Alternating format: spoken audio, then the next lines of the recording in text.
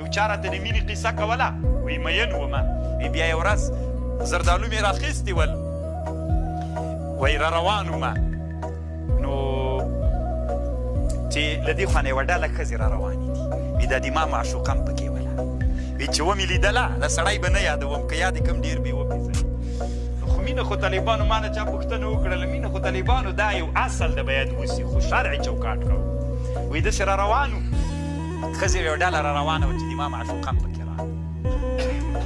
نو ما ویل اوس که نه دومره ډېر وخت پخوا وخت ووایي غږېدی چېرته سوې نو همداسې چې تېرېدلو نو زه خو یې داسې ورخطا سوم بیخي خو ځان د معشوقې مې دومره غوږ کې راته ویلې چې بېرته راتاو سه د زردالو وشینده مونږ به یې درسره راټولو همدومره وخت کې به بس کار نو چې تېر را بېر سولو سره زه بېرته راتاو سوم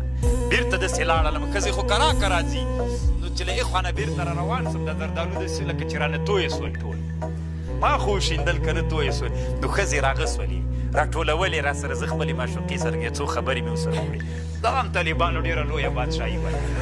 نو مینه څه ده چې ډېر دوام کوي چې وصال نه وي پکې کله چې وصال ډېر وي طالب ځکه خلک وایي پخوا ولې داسې مینې وي اوس نسته په اصل علت یې دا پخوا موبایل نه ځکه طالبانو مینو